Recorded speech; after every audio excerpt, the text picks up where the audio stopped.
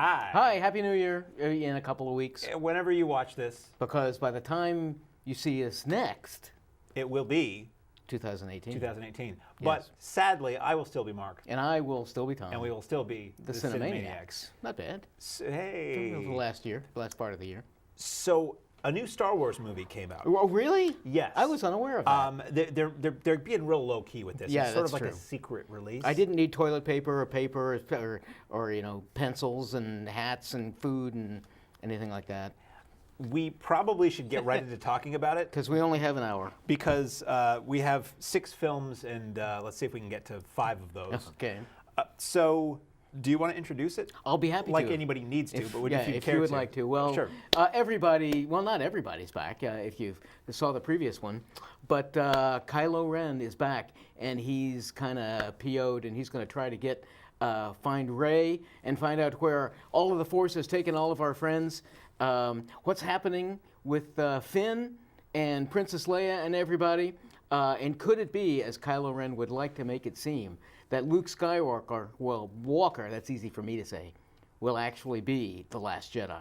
And will remain open after the feature begins, so you still have time to add to the fun of watching the movie. It's subscription to Field and Stream because they really don't read it; they just pile up. Yeah, that's right. Yeah, exactly right. So they didn't see that the trailer. It teases you. It so does. Time for the Jedi to end, and they leave the rest of the line out. What do you mean? He's just talking about old magazines. Right. So, did you see it? I did see it. Oh, good. So did I. Should we talk about it? IMAX 3D. I actually bit the bullet and went 3D this time, even though, as you know, I'm not crazy about it. How effective was the 3D? I thought it toward the beginning, and you and I were chatting obviously beforehand, but the first 15 minutes or so, it was very effective, even so much as to be almost distracting. And then I don't know if they just kind of let it lag off or if I got used to it, and I didn't even really notice it much after that. What does happen for me was that since you put the glasses on, it drops at about a half stop in brightness, and most of the time I was just kind of saying, man, it's dark. So ultimately I didn't find the 3D either distracting or that beneficial. So anyway. I was not a fan of The Force Awakens, the previous entry in this saga. Why? It was a remake of Star Wars. It's just a remake of Star Wars. Of A New Hope, right. And we've talked about it endlessly, but I'll never tire of slapping people down who say, well, you need to reintroduce the No, you don't. You don't Right. need to reintroduce these characters. Everybody knows, and if you don't, you can find out. You can lean to the person next to you and say, so tell me about this Star Wars. It's And they'll talk stupid. to you for like 4 hours. Don't waste hundreds of millions of dollars and 2.5 hours of my time showing me something I saw when I was 3 years old again. Because you can get it on video, by the way. It's not the 30s anymore. The prints don't go up to Alaska and get buried and thrown in the river when they're over. They kind of get maintained on video. So I didn't care for The Force Awakens. I thought it was well made and it was entertaining and it felt like a Star Wars movie. I thought it was fun being I've back in the feel of everything. Yeah, the and Force to see Awakens. the old friends and that's again. what I was looking forward to, probably most from this one. And my whole thing, as we've been saying, is just don't be a remake of Empire. Because if we're going to do 3 more movies that are remakes of the first 3 again, I've done that already. Right. I've ingested that already. This is not a remake of Empire. I'll agree. Although in broad strokes, there's kind of some the same pretty thing. painful, like, oh my God, are they really doing that? There are many things in this film that are, and that's like what happened in Jedi. Right. And, I'm sorry, now you just can't say Jedi anymore. That's what happened in Return of the Jedi. That's what happened in Star Wars. That's what happened in Empire. But there wasn't a lot of that. It dazzled when it wanted to and needed to. There were moments where I was, between 3 and 7 years old again, watching a Star Wars movie in the theater. A lot of my enjoyment came from the girl who was sitting next to me, stranger than some, but not all. She was really into it and not vocal about it, other than a little expletive would come out every once in a while because she couldn't believe what she just saw, and that was wonderful. Right. And there were moments where something may happen to a character or not, and she was frozen, her jaw open, and she just didn't move for a really long time. And that made it a lot more fun. Visuals are great, effects are great. No, I'll for the most part. But for the most part. There were a couple moments where I'm like, ooh, Star Wars movie? That's how it looks? Yeah, really? okay. Luke Skywalker is in this one. Okay, unlike the last one where everybody was excited that they're all coming back and he's like, he looks grumpy for 30 seconds at the end of the movie. He is a major player in this film. And he's not just a side player in this film either, which was nice. Nor was Leia. I expected, No. especially with, unfortunately, Carrie Fisher having died, I expected very little of her, and she was a pretty major force, no pun It intended. leads you to believe how they're going to handle her character Yeah. in the next film. Right. Because I don't dig on the CGI characters too much. Yeah, I'll agree with that. They don't work. So that'll be interesting. So basic storyline here. Geez, there's 5 of them, aren't there? The rebels, see if you harken back to 1980 and see if this sounds familiar. The rebels are on the run from the Empire. They have been decimated to a fairly small group of people, and they're trying to get away. Part of what I liked about this was the elements of the story were very small. The Empire has Star Destroyers that are right on the tail of our heroes, and they need to figure out if and how they're going to get away. And so they devise a fairly small plot hole, fairly small plot device for a couple characters to go and try to get this thing done, while the other people are trying to figure out what they're going to do. So it wasn't this galaxy-spanning saga in terms of that. It was relatively small. And then you have Rey, our young female Jedi enthusiast, who goes off and seeks counsel with Luke to try to bring him back into the fold to help inspire the rebellion to do what they're going to do. And you get a lot of angsty Luke performance, which is just interesting to see Mark Hamill be Luke Skywalker again, and maybe some other side thing. It's juggling multiple stories like the Star Wars movies kind of always did. Right. And but I liked that some of it was relatively small scale. We just have to do this one little thing, and are we going to be able to do it or not? I was surprised at some of the people who turned up in this movie. Yeah. They look for a couple of them were fun. A code breaker, and then this guy rolls out of a bunk. I'm like, wow, I didn't know he was going to be in this. Yeah, that was fun. And then there's a female rebellion leader, captain, whatever her role was, who I did not expect to be in this movie. That was kind of interesting. It was very funny at times. Some kind of humor I didn't expect at times. It started out even with real riffs at humor, which caught me by surprise. Yeah, I didn't dislike that. Okay, do I have quibbles with this film? Yes, of course I do. Part of it is that it is lifting a little here and there from the old films. Didn't bother me too much for the most part. It's only when I thought about it after the fact. What bugged me the most, there's a moment of shock and drama in this film fairly early on that they decide, they're like, oh, this is this huge dramatic thing. Oh, wow, I can't believe this happened. Well, it didn't really happen. We're going to undo that in a really pretty ridiculous way that my first thought was, I can't wait for the fan edit because you can snip it here and you can snip it there and you can take that foolishness out and the film will play exactly the same. Nothing will be lost. And they use a couple of phrases in the dialogue that are like here and now phrases. Like, I won't say, it was kind of a funny joke, but still, somebody reacts or deals with the Empire early on verbally in a way I'm like, you're kind of talking about this world right now. Right. And then they use the phrase Chrome Dome at one point, and I'm like, really? Right. You couldn't have just said something else? Because that takes me out of this The long joke ago and works, far away. but it makes me realize that, oh, that's something that I know about. Yeah, and it takes me out of the film. That kind of thing bugged me. But overall, you have the John Williams score, you have as you were saying, you have the Star Wars theme. Yep. They don't skimp on it. They certainly don't. And you have a lot of familiar faces and new faces. I'm not sure, when I saw Force Awakens, my reaction was, am I going to be into these new young cast members? Are they going to do it for me? And at the time, I'm like, yeah, they work fine. Watching it again, it's just like, I think I'm blanking on her name. Daisy Ridley is great. Right. But some of the other people, I'm like, I don't know how much I really care about these ultimately, people. That's exactly what I had when I left the theater, was I realized that as much as I like the actors and I think they're good, I didn't really care about anybody. And I don't know if it was my age at the time when Star Wars came out. How old was I, 25? No, 15, I was not that old. But I really cared about what happened to Luke and Leia and Han and all of these people, and it's not so much that I can't relate to everybody else who's in it right now, but for some reason I don't find I can't say that the stakes aren't as important because they're the same stakes, really. Pretty much, yeah. Yeah, for some reason I agree completely. I didn't really feel invested in their plight. The Last Jedi, the same stakes, reheated for a new generation.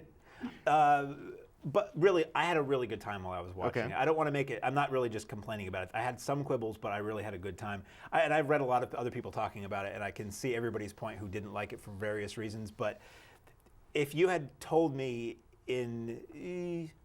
I won't say 84 because at that time that you didn't know where it was going to go. If you had told me a decade or more ago that we'd be getting new Star Wars movies on the regular with the original cast of them, I wouldn't have believed it. Right. And at a visual level that matches, if not exceeds, the originals, wow, that's pretty fantastic. And yes, there was the prequel trilogy.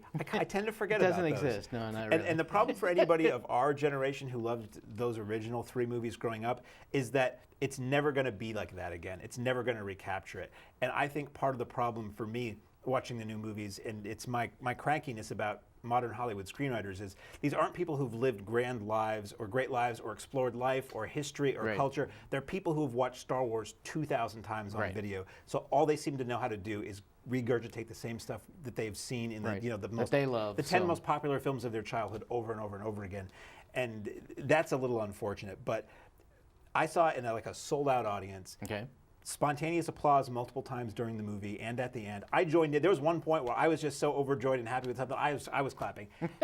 Who are you clapping for in a movie? They don't hear you. Right, you know? exactly. But it was just I reacted well. So I had a really good time with this. I believe the Disney deal now is that we'll have a Star Wars movie a year until they stop making money. Well, the Han Solo prequel comes out next summer. And then I believe after the following year will be the next one of these films. Right. So it's like a checkerboard of a side story or backstory with continuing this story. Well, they got to figure out where their next $500 million is coming from. Every month. Oh yeah, I don't know. Every year, so. Yeah. So I'll jump in. Overall, I agree with what you had to say. I went in feeling very trepidatious about this, not wanting it to be Empire. So early on, there are several, if not many, Empire allusions and similarities, and I'm really gritting my teeth. And then eventually they got away from it. Part of what bothers me, and I think this might be, although you would think that the writers, while they clearly live and breathe Star Wars, would also live and breathe other science fiction element things. The primary plot device for this film is from one of the best Battlestar Galactica episodes ever, called 33 Minutes. And that's all I'll allude to at this point. That did make me think of this. The overall premise of this film is really similar to at least the reboot series of Battlestar Galactica. Right, exactly. So that bothered me a little bit too. So I didn't find that terribly clever. It's going to sound like all I'm saying are negative things. I left with the feeling that I was puzzled by why I didn't really care about these characters so much. Strangely enough, I didn't feel like, I think maybe the locations where we were throughout the majority of this were different enough that I didn't feel like I was back in, we didn't spend a lot of time on the Millennium Falcon. We didn't spend a lot of time on a Rebel base that looked really familiar. We were at many different places, and that can be kind of fun, but it didn't feel like home, kind of the way some of the previous films were. So I was left with just experiencing some of these new characters. I thought it was long. It was about 2.5 hours long, if I'm not incorrect. 153 minutes. Right. So I thought it sure could have used a half-hour trim, because I didn't see that all these things fit together terribly well. I'm not sure if this was a clever script misdirecting me, or a script that didn't know which way it was going, but there were several characters where I was suspicious of them, and I didn't know if I was really supposed to be or not. So I think on revisitations of this, I'll be able to figure that out a little bit. Overall, I enjoyed it. I gave it a 6 out of 10. I was hoping for much, much more. I got a lot more of certain characters than I expected, and kind of other than that, there are lots of little fan things. There's something that they bring back about Han Solo that I recognized in the previous ones. This probably says something about me as a Star Wars fan and a Han Solo fan, as the case may be. But then instantly, blogs popped up all over the place talking about it. So there's a lot of fodder to keep the story going. So overall, as just kind of a fan base, I think it's certainly going to do really well.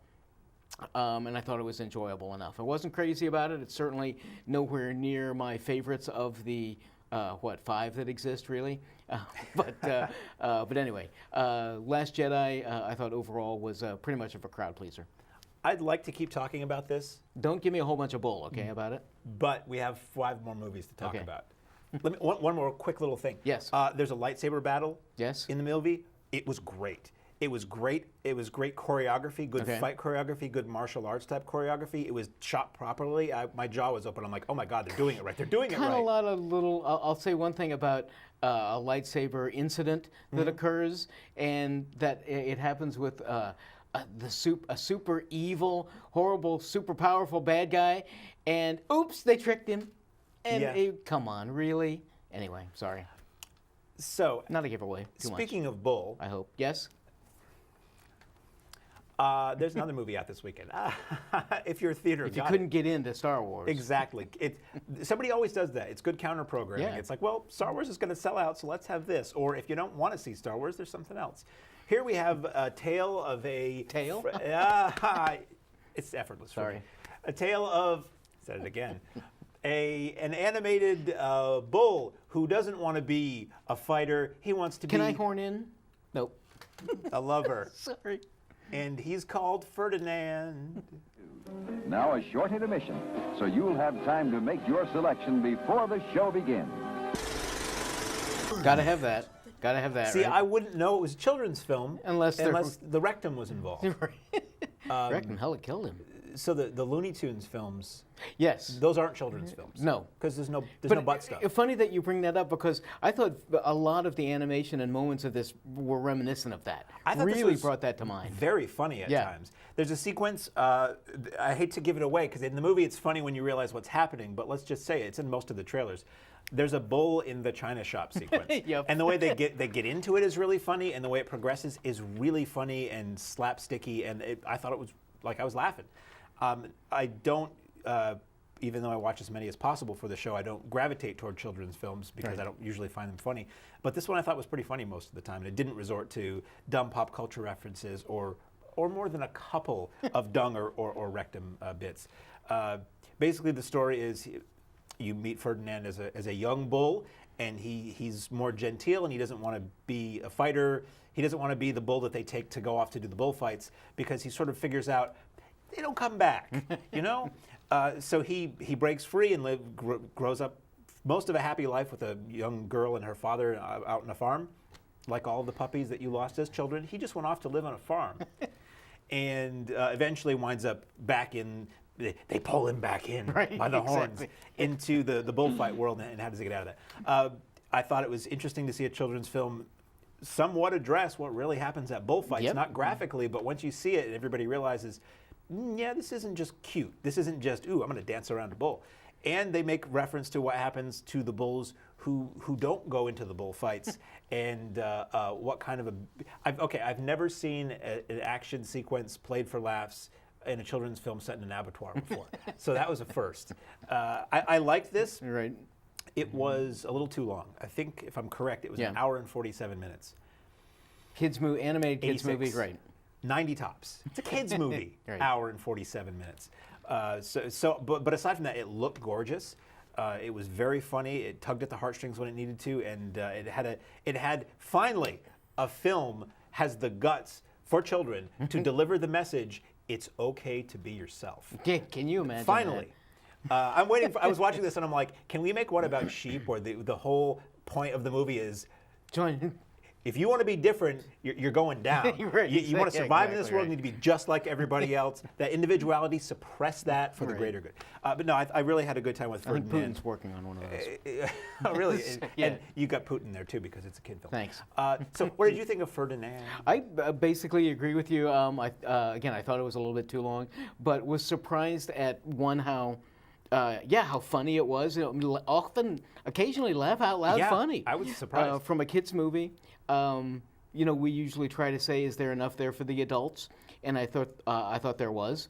You could pick up on it. Again, we started off by commenting about how with the animation, there's some animation styles that I like.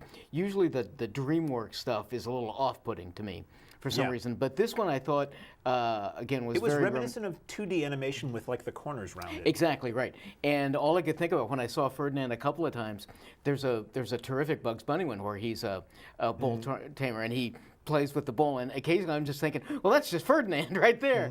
So I had a lot of fun with that. I thought this was perfectly good for kids. did have an interesting couple of morals going on with it. So I thought, even if you can't get into Star Wars, I thought Ferdinand's a perfectly acceptable alternative, and I think it'll be a fun video for entire families to watch, not just the kids. So that's all that we saw. Well, it's not all that we saw. That's all true. that was new in the theater this weekend. And we thank our friends at the Latches Theater in Brattleboro, Vermont for sponsoring this fine program and being a cool, nice, giant Star Wars on in Theater 1. In Theater 1. Theater 1 there is, seriously, if you've never been there, it's gorgeous. Yes. It's old. It's a theater like you don't see anymore. And now we move on to... Kind of come around full circle, I would say. We could come around full circle here. We could. And talk about the next video. So I'm jumping on his little segues here. Moving along. Now it's home video, and we'll throw it over to Tom for the next feature. Okay, well, thank you. So I appreciate that. They're on top of things. They're in the control booth. Well, our buddies across the pond are back, and they're going to fight evil and horrible henchmen wherever they may be, at least for like the first 10 minutes or so, until their headquarters get blown up. And they have to find out who's doing it. There's somebody going to hold the world hostage. So our buddies across the pond are going to come back over and hang out in America and find out that, strangely enough, there's a place called Kingsmen, the Golden Circle.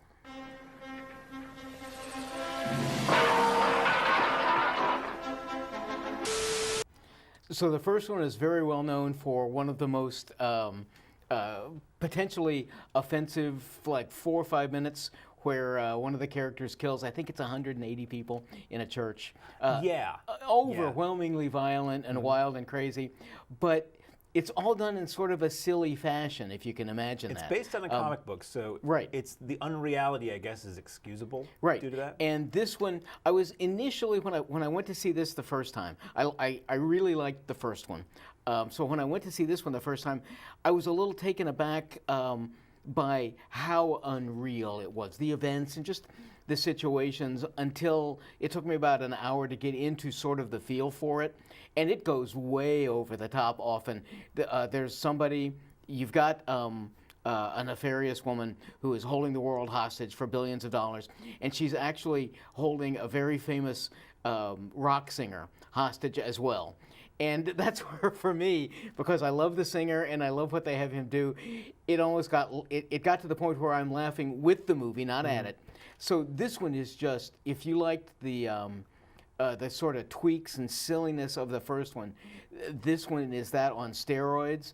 I didn't necessarily see why they had to destroy the Kingsman facility over in England, because basically all that does is bring them over so they can meet the people on our side of the pond. That's probably it. But you'd think they could have done other things for it. So anyway, it's a reason to get Channing Tatum in it and have some fun with it. Mark Strong, basically the whole premise for a subplot of this is Colin Firth, who was sort of the head of the Kingsmen in the last one, has amnesia now. They bring him back, because I think we thought he was dead initially. He has amnesia, and so the subplot is get him back working together so they can all go off and fight. And that's all that's really going on. If you like the first one and you enjoy all of the unbelievable gadgetry and stuff, I was a little disappointed that the trailer, if you watch it terribly closely, gives away some of the important scenes. So when those crop up, they're a little less fun. But I thought Kingsman Golden Circle was a lot of fun. So what you're saying is everybody's going to lose their seat, and they're going to lose their mind, because this is a true tale. We're talking about a different movie now.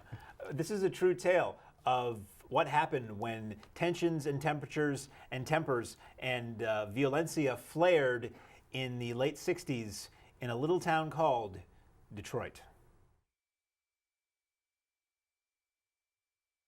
Season tickets are on sale now.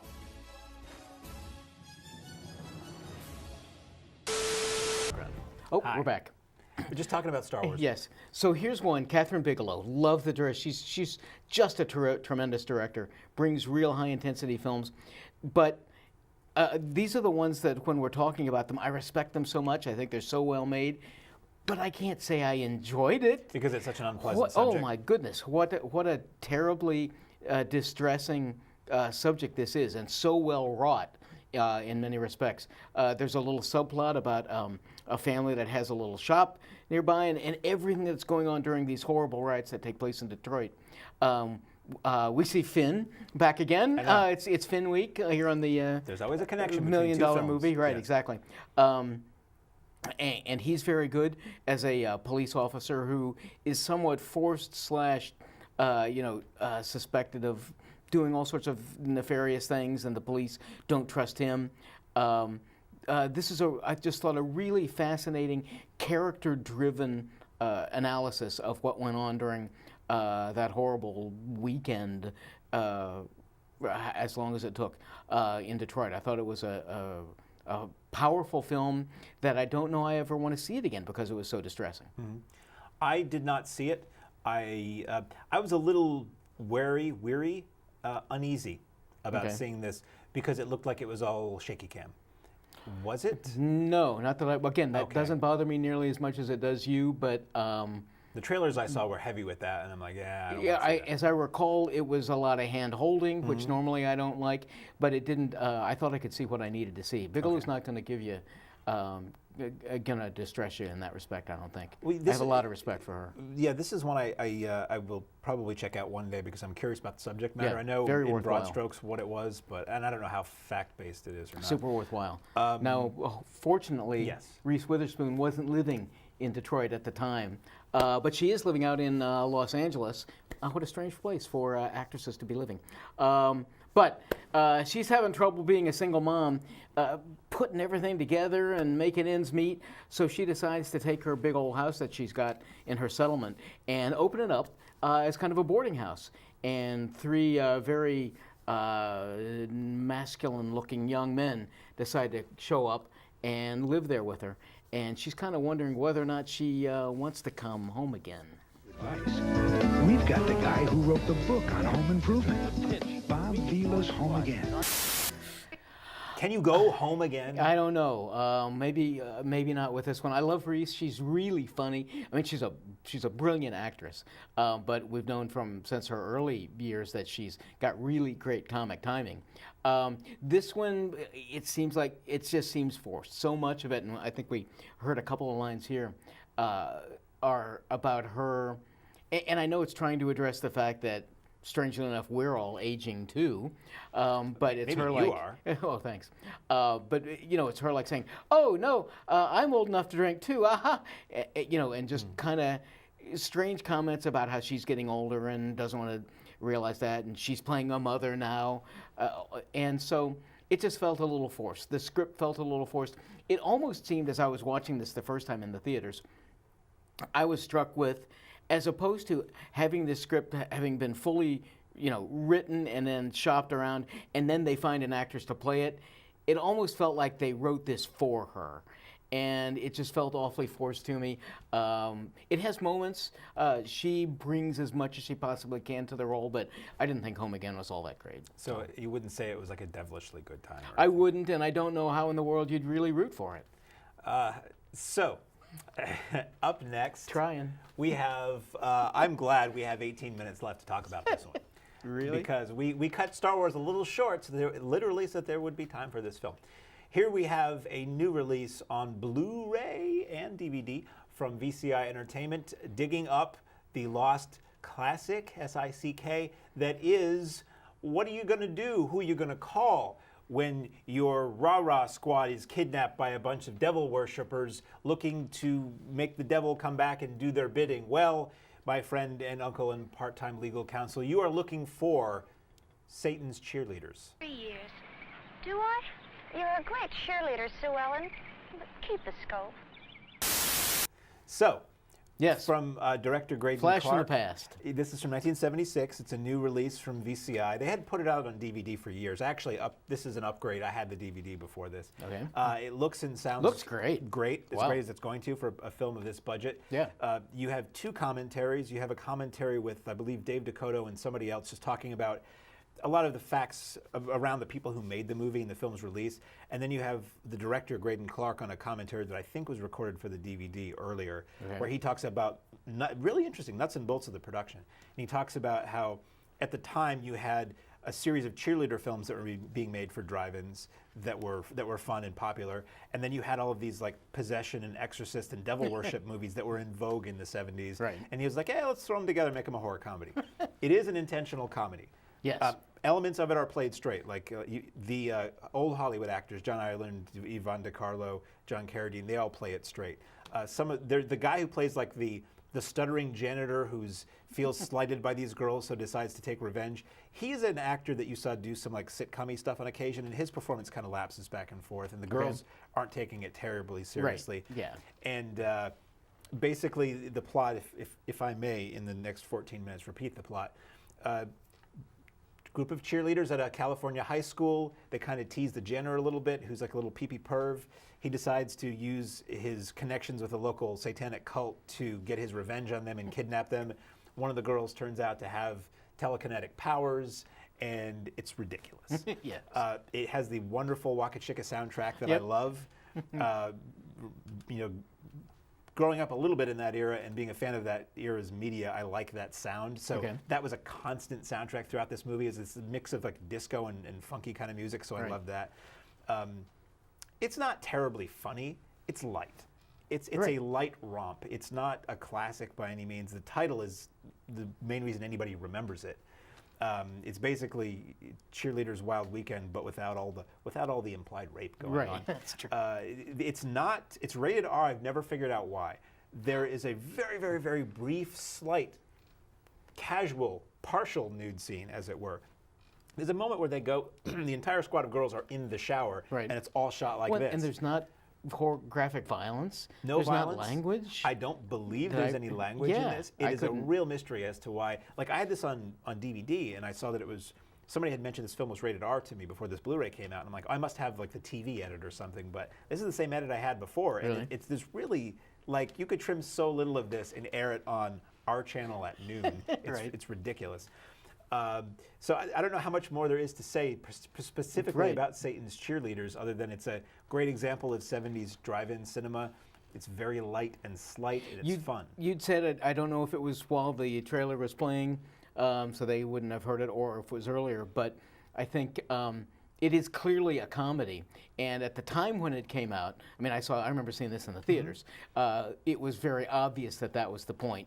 But that today, if you saw it, you might not know that, and you might just think this is a really bad movie. Yes. And no, that's not it. Don't take it like that. That's an attitude a lot of people hoist toward older movies, especially older ones with schlocky titles or premises. It's like, oh, this is made by idiots. This is terrible. It's like, well, yeah, it is terrible, but it's supposed to be funny. Right. And the joke's kind of on you if you don't get that it's supposed to be funny. If you're so full of yourself that you don't understand that people 40 years ago had brains and humor to them, it's just not terribly funny. So that's out now on Blu-ray. Very good. And somehow we managed to do an episode about a Star Wars movie, and we have 12 minutes. It's hard to believe. What are you going to do? It's They can 12 hold their more breath. minutes. So we've got a couple of weeks where you'll probably be seeing this same thing. Yes. Over and over again. We tape on Mondays here, and this facility is closed for Christmas and New Year's Day, which happen to fall on Mondays. So it's this episode for a while. So they'll get to catch their breaths and their collective breath and not have to be exposed to us. And you and me and exposure, particularly before 10 o'clock. We had to leave Miami because of exposure. Exactly right. I will remind everybody that we have a Facebook page now, and I am using that to do supplemental little things. Cool. Like I found the link to the History versus Hollywood website about The Man Who Saved Christmas, and I put that on there because we didn't really know the facts of the case. Right. So if you go to our Facebook page, that's on there. So I'll be throwing things on there if I see a really good sale. If Kino Lorber happens to be having an amazing Blu-ray sale right now, I'll put a link to that on there. Right. So it's a supplement to the show. Or if you want to ask us questions about anything or criticize his viewpoints, there's a good place you can do that. That's a good place to. Also, movies at CheshireTV.org is an email account that we have. Doesn't get a lot of use, but it's out there. That's true. So yeah, that's it. I hope everyone has a wonderful Christmas or whatever holiday you choose to celebrate or not. Indeed. And New Year's, and come back and watch us talk about more flicks, including the new Jumanji, which has close personal relevance to the town where we're talking right now. This is true. Not that they shot that here. No, that was the thing. Okay, we have time. Everybody talks about, there's going to be a Jumanji sequel. Are they going to shoot it in Keene? Why? Why would they come back here and shoot a sequel to that movie? Right. It's not. There's no reason to. It's well, you go. The board went someplace else. Yeah, that's the whole idea. And that's of the what story. happened to it, right? With The Greatest Showman which is the huge Ackman It musical based on the life of P.T. Barnum, which looks visually pretty interesting. And the Ackman, he can sing and he can dance. He is, to me, the modern Gene Kelly. He can do pretty much everything. And your favorite, The Ladies Are Back in Pitch Perfect 3. Oh, I might be busy that day. I love those movies. I think they're loads of fun. As I was saying to Tom earlier, great voices they have. I might not have time to see that one. So we'll have that and the next weeks and the weeks thereafter to talk about. It will be an action-packed Until then, show. happy holidays and happy New Year. And I'm Mark. And I'm Tom. And we are the Cinemaniacs.